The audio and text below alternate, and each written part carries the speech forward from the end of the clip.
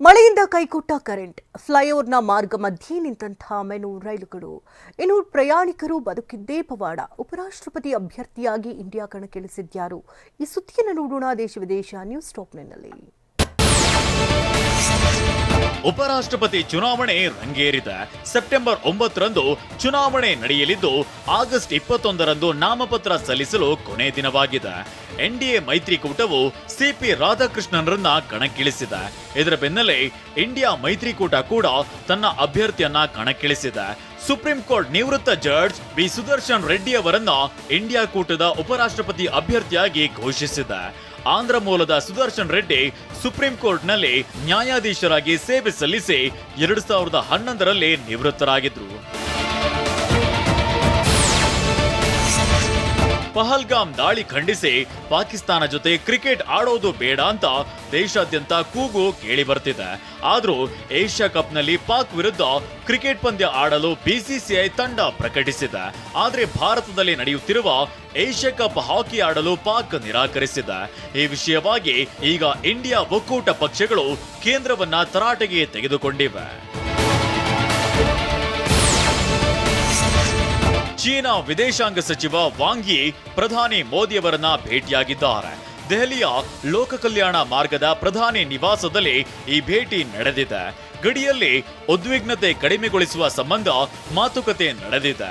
America ಅಧ್ಯಕ್ಷ Donald Trump ಭಾರತದ ಮೇಲೆ 50% ತೆರಿಗೆ ವಿಧಿಸಿದ ಬೆನ್ನಲ್ಲೇ ನಡೆದ ಈ ಮಾತುಕತೆ ಮಹತ್ವ ಪಡೆದುಕೊಂಡಿದೆ. ಮೋದಿ ಭೇಟಿಗೂ ಮುನ್ನ ವಾಂಗ್ ಯಿ ರಾಷ್ಟ್ರೀಯ ಭದ್ರತಾ ಸಲಹೆಗಾರ ಅಜಿತ್ ದೋವಲ್ರನ್ನ ಭೇಟಿಯಾಗಿದ್ರು. ಏಷ್ಯಾ ಕಪ್ ಕ್ರಿಕೆಟ್ ಟೂರ್ನಿಗೆ ಟೀಂ ಇಂಡಿಯಾ ಪ್ರಕಟ. ತಂಡದಲ್ಲೆಲ್ಲ ಪ್ರಸಿದ್ಧ ಕೃಷ್ಣ, ಶ್ರೇಯಸ್, ವಾಷಿಂಗ್ಟನ್, ಜೈಸ್ವಾಲ್. ಅಂತ್ಯಕ್ರಿಯೆ ಸ್ಥಳದಲ್ಲಿ ವಿಷ್ಣು ಸಮಾಧಿ ನಿರ್ಮಾಣದಿಂದ ನಿರ್ಮಾಪಕ ಕೆ ಮಂಜು ಶಪಥ.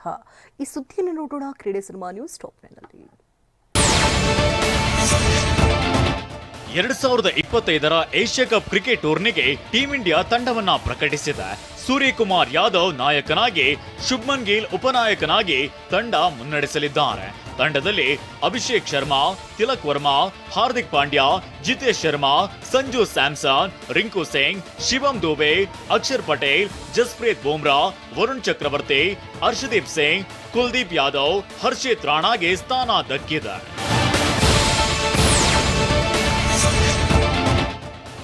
ಭಾರತ ತಂಡದ ಸ್ಫೋಟಕ ಆಟಗಾರ ಹಾಗೂ ಐಪಿಎಲ್ನಲ್ಲಿ ಪಂಜಾಬ್ ತಂಡವನ್ನ ಫೈನಲ್ಗೆ ತಂದಿದ್ದ ಕ್ರಿಕೆಟಿಗ ಶ್ರೇಯಸ್ ಅಯ್ಯರ್ನ ಏಷ್ಯಾ ಕಪ್ ತಂಡದಲ್ಲಿ ಆಯ್ಕೆ ಮಾಡಿಲ್ಲ.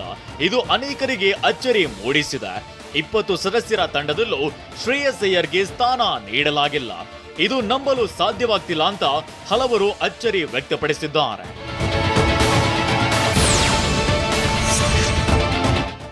ಇದೇ ಸೆಪ್ಟೆಂಬರ್ 9ರಿಂದ ಏಷ್ಯಾ ಕಪ್ ಕ್ರಿಕೆಟ್ ಕದನ ಆರಂಭವಾಗಲಿದೆ. ಈ ಬಾರಿ ದುಬೈನಲ್ಲಿ ಏಷ್ಯಾ ಕಪ್ ಆಯೋಜಿಸಲಾಗಿದ್ದು, ಸೆಪ್ಟೆಂಬರ್ 2ರಂದು ದುಬೈನಲ್ಲಿ ಫೈನಲ್ ಪಂದ್ಯ ನಡೆಯಲಿದೆ.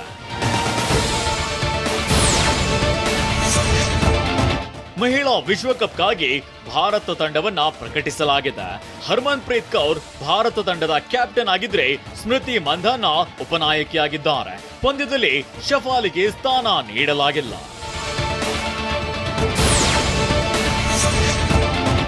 ಸಾಹಸ ಸಿಂಹ ವಿಷ್ಣುವರ್ಧನ್ ಸ್ಮಾರಕ ನೆಲಸಮ ವಿಚಾರ ಇದೀಗ ಮನೆಯೊಂದು 3 ಬಾಗಿಲು ಎಂಬಂತಾಗಿದೆ. ಬಾಲಣ್ಣ ಮೊಮ್ಮಗ ಕಾರ್ತಿಕ್ ಸಮಾಧಿಯನ್ನ ತೆರವುಗೊಳಿಸಿದ್ದೇ ದಿನಕ್ಕೊಂದು ಬೆಳವಣಿಗೆಗಳಾಗ್ತಿದೆ. ಇದೀಗ ನಿರ್ಮಾಪಕ ಕೆ ಮಂಜು ಅಭಿಮಾನ್ ಸ್ಟುಡಿಯೋ ಭೂಮಿಯ ಮೇಲೆ ಕಾನೂನು ಸಮರ ಸಾರಿದ್ದು, ಕೋರ್ಟ್ನಲ್ಲಿ ಮರುಪರಿಶೀಲನೆ ಅರ್ಜಿಯನ್ನ ಹಾಕಿದ್ದಾರೆ. ಅಂತ್ಯಕ್ರಿಯೆ ನಡೆದ ಜಾಗದಲ್ಲಿ ವಿಷ್ಣು ಸ್ಮಾರಕ ನಿರ್ಮಿಸುವುದಾಗಿ ಹೇಳಿದ್ದಾರೆ. ಕಾರ್ತಿಕ್ ಅವ್ರಿಗೆ ನಾನು ಮನವಿ ಮಾಡಿದ್ದೀನಿ ಕೂತ್ಕೊಂಡು. ಅವರು 1 ವಾರ ಟೈಮ್ ತೊಗೊಂಡಿದ್ದಾರೆ. ನಾನು ಅವ್ರು ಯಾವ ಕಾರಣಕ್ಕೂ ನನಗೆ ಆ ಜಾಗ ಬೇಕೇ ಬೇಕು ಅಂತ ಇಲ್ಲ, ನಾನು ಇಲ್ಲ ಯಾವ ಕಾರಣಕ್ಕೂ ಅದು ಬಿಟ್ಟು ಮಾಡೋ ತಿಂಕೆ ಇಲ್ಲ, ಕೊಡಲೇಬೇಕು ಅಂತ ಹೇಳಿದ್ದೀನಿ, ರಿಕ್ವೆಸ್ಟ್ ಮಾಡಿದ್ದೀನಿ. ಅವ್ರು ಮಾಡಲಿಲ್ಲ, ಕಾನೂನಲ್ಲೇ ನಮಗೆ ಜಾಗ ಸಿಗುತ್ತೆ ಅಂತ ಗ್ಯಾರಂಟಿ ಇದೆ. ನಾನು ಇಷ್ಟು ದಿನ ಇದ್ರ ಬಗ್ಗೆ ಕೇಳಿಲ್ಲ, ಯಾವ ಕಾರಣಕ್ಕೂ ಬಿಡೋಲ್ಲ.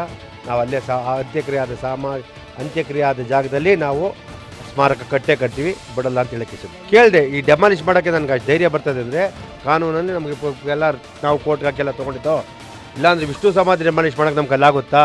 ನಾನು ಉಳಿತ ಅವನು ಹೇಳ್ದೆ, ಅವ್ನು ಗೊತ್ತಿತ್ತು, ಅವ್ನಿಗೆ ತುಂಬ ಭಯ ಇತ್ತು, ಯಾರು ಗೊತ್ತೇ ಇರಲಿಲ್ವಲ್ಲ ಆಗಿತ್ತು. ಆಮೇಲೆ ಇಷ್ಟು ದಿನ ಯಾಕೆಂದರೆ 2000 ಜನವರಿಲಿ ಆದಂಥ ಆರ್ಡ್ರ್ ಇವತ್ತು ಗಂಟೆ ಯಾರು ಬಂದಿಲ್ವಲ್ಲ, ನಮ್ಗೆ ಅದಕ್ಕೆ ಅವಾಗ ಧೈರ್ಯ ಬಂತು, ಇಲ್ಲಾಂದ್ರೆ ಅವ್ರು ಮುಟ್ಟಿರಲ್ಲ. ಅದಕ್ಕೆ ಈ ನಮ್ಮ ಏನು ಓಡಾಡ್ತಿದ್ರು ಅವರಿಂದ ಸ್ವಲ್ಪ ತಪ್ಪಾಗಿರ್ಬೋದು, ಇಲ್ಲ ಅವ್ರಿಗೆ ಮಾಹಿತಿ ಇಲ್ಲದೆ ಇರ್ಬೋದು. ಮಾಹಿತಿ ಇದ್ರೆ ಅವರು ಫಾಲೋ ಮಾಡಬೇಕು.